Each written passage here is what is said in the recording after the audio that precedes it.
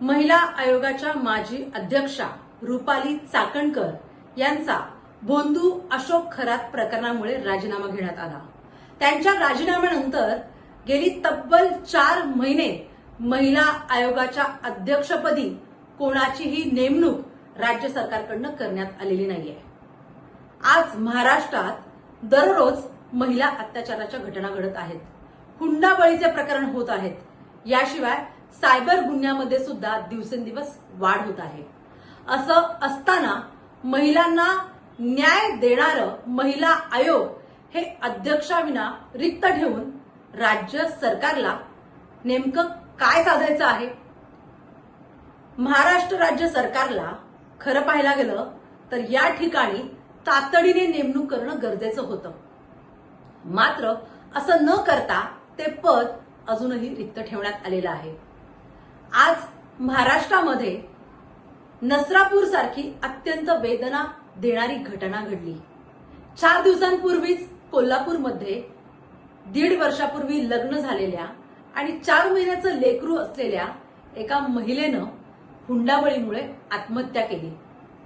असे प्रकार, अशा घटना महाराष्ट्रात दररोज घडत आहेत। असं असताना महिलांना न्याय देणारं महिला आयोग आज काम करताना दिसत नाहीये। राज्य सरकारचं याबाबत इतकी उदासीनता का आहे, हा प्रश्न महाराष्ट्रातल्या जनतेला पडणं स्वाभाविक आहे।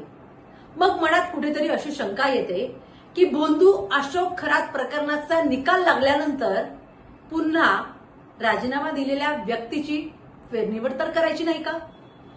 का राज्य सरकारला सक्षम, खंबीर, निरपेक्ष काम करणारी महिला सापडत नाहीये? महाराष्ट्राचे मुख्यमंत्री जे अत्यंत स्वतःला संवेदनशील म्हणवतात, असे महाराष्ट्राचे मुख्यमंत्री मात्र या विषयाकडे पाहायला तयार नाहीयेत। काहीही झालं तरी महिला आयोगाच्या अध्यक्षपदी योग्य व्यक्तीची निवड करणं अत्यंत गरजेचं आहे, कारण महाराष्ट्रातल्या तमाम माता भगिनींना न्याय देणारी प्रक्रियाच तुम्ही बंद पाडत आहात।